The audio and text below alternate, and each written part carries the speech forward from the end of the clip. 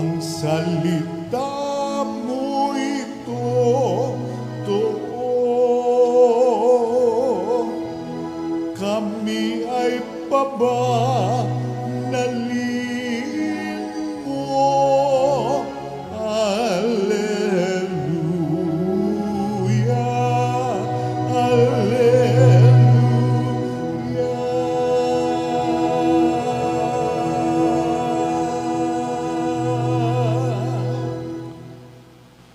Sumainyo ang Panginoon. At sumaiyo rin. Ang mabuting balita ng Panginoon ayon kay San Lucas. Papuri sa iyo, Panginoon.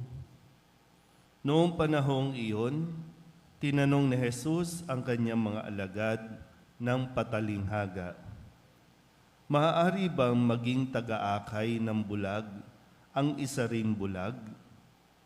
Kapwa sila mauhulog sa hukay kapag ginawa ang gayon.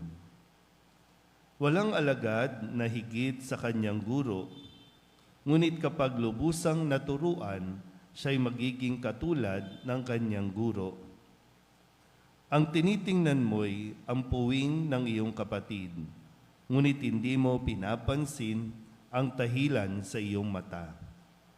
Paano mo masasabi sa iyong kapatid, 'Kapatid, hayaan mong alisin ko ang iyong puwing,' gayong hindi mo nakikita ang tahilang nasa iyong mata? Mapagpaimbabaw, alisin mo muna ang tahilan sa iyong mata at makakakita kang mabuti. Sa gayoy, maaalis mo ang puwing ng iyong kapatid." Ang mabuting balita ng Panginoon. Pinupuri ka namin, Panginoong Hesukristo. Magsiupo na po ang lahat. Isang magandang umaga po sa inyong lahat. Ngayon po ay Biyernes na ika-23 linggo sa karaniwang panahon at atin pong ginugunita ang kapisahan ni San Juan Crisostomo, isang obispo at pantas ng simbahan. Sa mga nangyayari po sa mga hearing, hearing sa Congress, hearing sa Senate, itong mga kaso-kaso na mga hinuhuli ng mga tao, parang lagi natin makikita din na gustong-gusto nilang palabasin ang katotohanan, gustong-gusto nilang pagsalitain yung tao tungkol sa katotohanan. At makikita din natin na paano mo mapapalabas ang katotohanan kung yung mga nagtatanong ay questionable din ang kanilang mga karakter. Questionable din yung kanilang mga buhay-buhay. Kaya hindi tayo umuusad. Lagi na lang mayroong siraan, lagi na lang mayroong ibinabato. Matapos na magsalita, ibabato yung parang gano'n. Yung sinasabi nga nating language natin, talagang coming from you, ha? Parang gano'n ang nangyayari, no? Pero madali po magbato talaga at tumingin sa iba.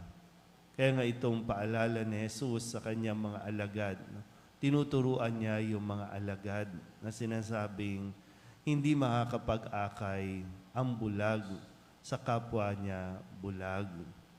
Kasi kapwa sila mahuhulog. Ang paanyaya ay suriin mabuti ang sarili. Hindi naman pwede yung, hindi na lang ako magsasalita kasi ako rin naman pareho lang pala kami. So wala na, hindi na tayo uusad. Ang sinasabi lang sa atin din ay yung paanyaya na matuto tayo sa mga aral ni Kristo. At tingnan muna natin ang ating sarili at suriin din na paano ba natin babaguhin, paano ba natin itatama yung ating pong mga pagkakamali.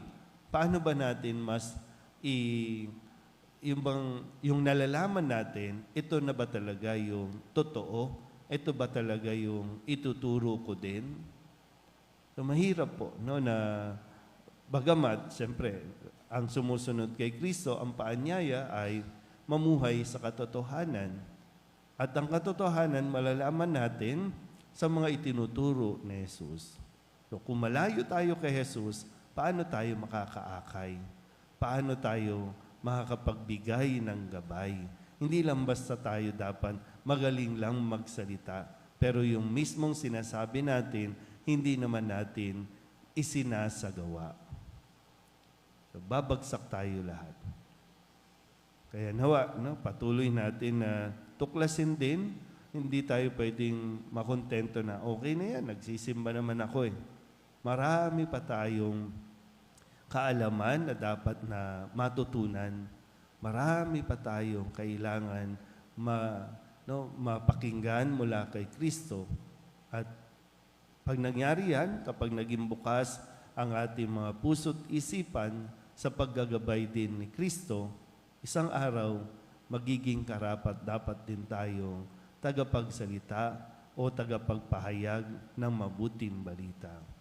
Na siyang pinapatunayan ni San Pablo sa kanyang sulat sa mga taga-Korinto, na hindi yung dahil sa kanyang personal na interest kung kaya niya sinisikap na tapusin itong kanyang misyon.